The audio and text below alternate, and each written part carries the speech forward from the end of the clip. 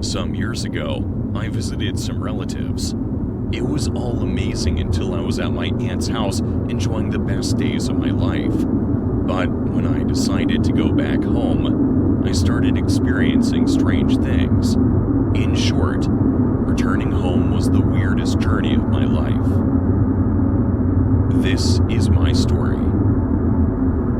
I had to get a train from an old train station in a small town. But what happened next totally blew my mind, and I wasn't ready for that at all. What was it? Watch the video until the end to find out, and if you haven't subscribed yet, then subscribe now. I had heard a lot about this railway station, that there was the ghost of a girl who didn't let anyone travel on this train. But I was educated, belonged to a developed city, and didn't believe in such stories. So I didn't listen to anyone and said it was all nonsense. Such things don't happen. It's all rubbish talk. I picked up my luggage and headed to the railway station, but some strange things happened to me there that I absolutely didn't expect. So, the day I left my aunt's house, I was pretty excited to go back home and meet my mom. I had arrived at the station a little earlier than the scheduled time, but as soon as I arrived there, I saw that there was no passenger present. The railway station presented a terrifying scene, with silence all around and emptiness everywhere. The walls are dirty, and the furniture is chipped. There's a bad smell. It felt like perhaps no one had visited this railway station for quite some time. The ticket office is closed, even though it should be open.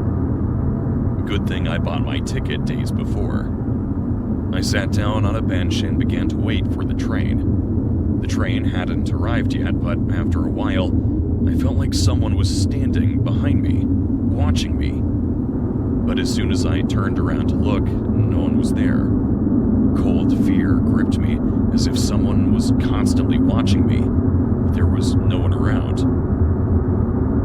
It terrified me even more, but I tried to keep my senses calm, thinking that maybe I was overthinking things by listening to people's stories. As the train arrived, I quickly boarded, seeking solace in the compartments, and settled into my seat, feeling a chill run down my spine. As the train pulled away from the station, I found myself alone in the empty carriage, a sense of unease settling over me like a suffocating blanket. The air inside was thick and stale, a sickly mixture of dust and decay that seemed to cling to my skin. I wasn't able to think properly and couldn't figure out exactly why I was feeling like this. Desperate for some relief, I reached for the window, hoping to breathe fresh air. But to my dismay, the handle was jammed shut, trapping me in the sweltering heat. With a heavy sigh, I resigned myself to endure the oppressive atmosphere for the duration of the journey. I tried to distract myself with a book, but the words blurred before my eyes as an overwhelming sense of dread washed over me. It felt as though unseen eyes were boring into my very soul, their gaze leaving me trembling in fear. Suddenly, a cool breeze swept through the carriage, sending a shiver down my spine. And then, I felt it. A soft touch on my neck, like ice against my skin.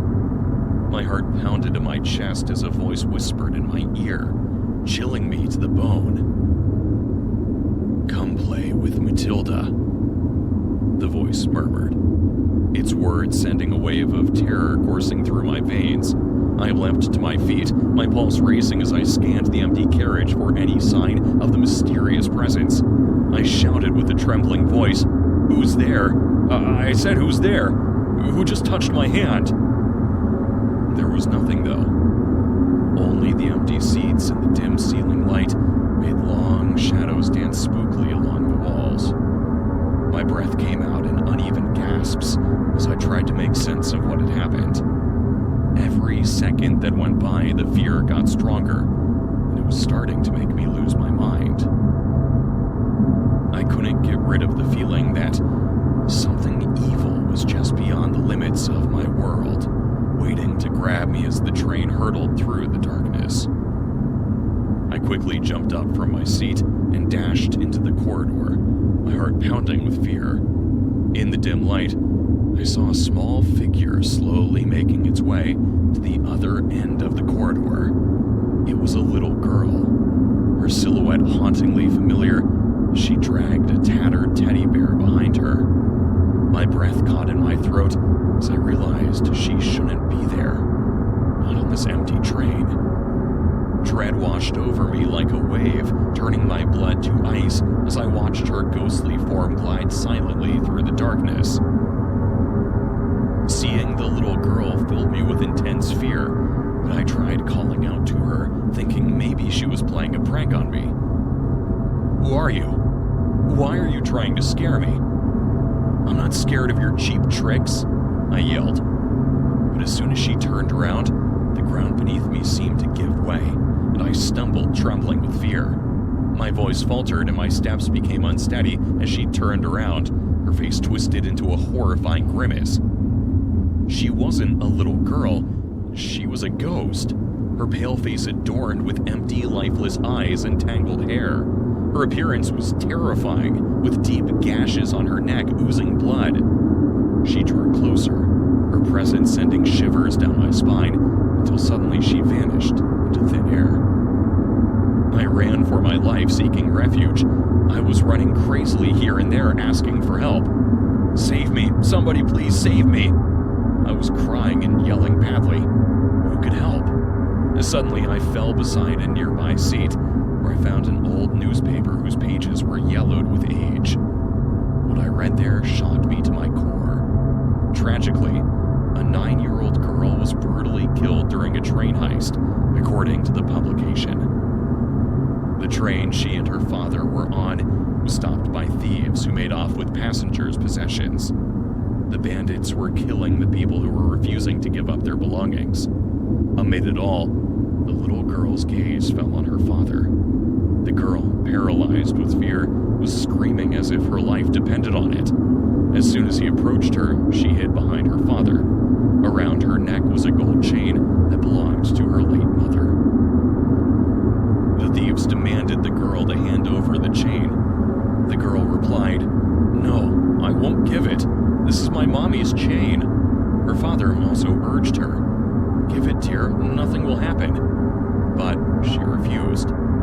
The thieves attacked her father and eventually killed him. Even as he was dying, he signaled for the girl to run away.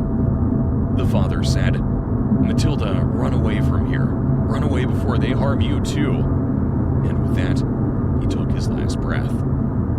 The girl, in a bid to save her life, started running, darting between the fallen bodies, eventually finding shelter under a seat among the dead. One of the thieves followed her there and said, "Where will you run? Eventually, you'll have to give us that chain." The girl trembled in fear but continued to cry softly.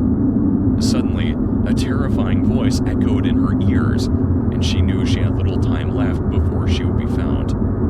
In a thunderous voice, the thief declared, "Come on, Matilda, let's play. If I catch you, I'm not only going to take that chain, but also end you just like I did your father." The girl was trembling in fear, silently praying for protection in her heart, but the thieves caught her, brutally beat her, and snatched away her gold chain from her neck. Finally, with the swiped slash of a sharp knife, they slit her throat, and the girl breathed her last in that moment of tragedy. From then on, her soul is waiting at the train station for those thieves to take her revenge. I felt a mix of fear and sorrow as I read the haunting story. It brought tears to my eyes. The ghostly experience had been a warning. Now I felt terrible for ignoring the warning signs. I silently prayed that this nightmare would end. "Come play with me. Come play with me." I heard the voice of a witch again, and I felt a surge of fear. I was so scared that I wanted to get off the train by any means possible. My heart was racing, but I couldn't figure out how to escape from here. As I crouch beneath the seats, my heart pounds in my chest. In the dim light, I spot a small hatch nearby. With trembling hands, I open it, revealing a narrow crawl space beneath the train. It's dark and daunting, but it's my only escape route. I squeeze through the hatch and crawl, feeling the cold metal floor beneath me. The witch's voice fades into the distance as I inch through the cramped passage. Finally, I emerge on the other side of the train, gasping for breath, but grateful to be free from its haunted grip. I quickly started running towards the exit door. I ran as fast as I could and finally jumped off the train. And then I saw a small plaque mounted on the wall. Its faded letters barely legible in the dim light. It read, "In memory of Matilda." For a little girl who was murdered 50 years ago during a train journey. My blood ran cold as I realized the truth. The voice, the touch, and the little girl were all echoes of a long-forgotten tragedy, haunting this train like a ghost from the past. With a trembling hand, I reached for the door of my home, my heart heavy with the weight of what I had witnessed. As the train pulled away into the darkness, I knew that I would never forget the terrifying journey I just endured, and I prayed I would never encounter Matilda again. What would you have done if you were in my place? Let me know in the comment box below, and don't forget to subscribe to the channel.